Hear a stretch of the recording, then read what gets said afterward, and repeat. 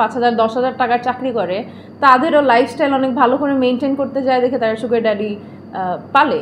আমি কোনোভাবেই দেখি না তাদের পার্সোনাল ম্যাটার। এটা শুধু অভিনেত্রীরা না, এটা নর্মাল কর্পোরেট অফিসাররাও যারা চাকরিজীবী মানুষ 5,000-10,000 টাকার চাকরি করে, তাদেরও লাইফস্টাইল অনেক ভালো করে মেনটেন করতে যায় দেখে তারা সুগার ড্যাডি পালে। তো আপনারা যদি অভিনেত্রীদের উপর বা মডেলদের উপর এই জিনিসটা চাপায় দেন, এটা ঠিক না। এটা একটা রিক্সাওয়ালার বউও করবে একটা জিনিস। যখন ও একটা রিক্সাওয়ালা একটা বাড়ির মালিককে বাসা পৌঁছায় দেয়, মালিক যদি পেশাওয়ালা থাকে তখন ও মালিকটাকে পটানোর চেষ্টা করবে। এটা নতুন কিছু না।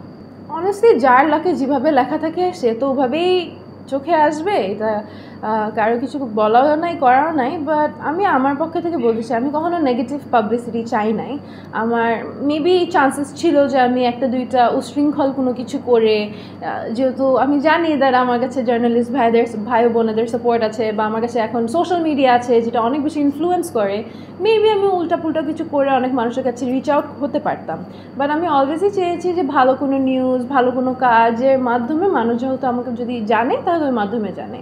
যেমন আমি মনে করি আমার মিস ইউনিভার্সের মডেলিং ক্যারিয়ার তো আছে, অ্যাট দ্য সেম টাইম আমার যখন সিনেমা রিলিজ হয়, এত সুন্দর একটা সিনেমা হলিউডের সাথে ঢালিউডের ফার্স্ট কম্বাইন, এটার জন্য আমার প্রত্যেকগুলো ইন্টারভিউজ আমি দেখেছিলাম, সে তখন মিলিয়ন্স ভিউজ হচ্ছিল, রিচ হচ্ছিল। সো আই থিঙ্ক এটা পজিটিভলি রিচ হচ্ছিল।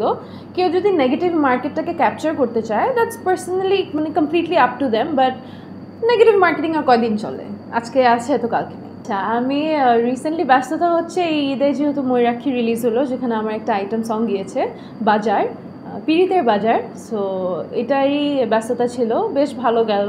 অ্যাট দ্য সেম টাইম আমাদের একটা আর্কা ফ্যাশন উইক হলো, এটা মোস্টলি ইউথদের জন্য, যেই জেনজি ক্রাউডটা হয়, যে নতুন যে ডিজাইনার্স হয় বা নতুন করে যারা মডেলিং স্টার্ট করতে চায় তাদের জন্য ইট ওয়াজ এ গ্রেট অপরচুনিটি। মডেলিং থেকে অভিনয়ে আসার শুরুটা ছিল হচ্ছে MR9-এর 2-এর দ্বারায়। সেটা হচ্ছে আমার ফার্স্ট রিলিজড সিনেমা। অনেস্টলি বলতে এটা আমার রিলিজড সিনেমার মধ্যে যদি ধরি তাহলে, বাট আমার শুরু হয়েছিল চ্যানেল আইরি। আমি একটা টক শোয়ে যাই তারকা কথন নামে।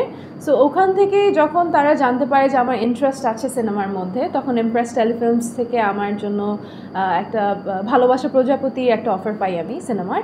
তো ওখানে পপি আপু আছে, সবাই আছে, তো সবাই মিলে আমরা সেই সিনেমাটা করি। সেই সিনেমার শুটিং যদিও এখনও শেষ হয়নি, কারণ কারো ফিজিক্যাল হেলথের একটু ইস্যুস ছিল, কিছু ব্যাক স্টোরিজ ছিল।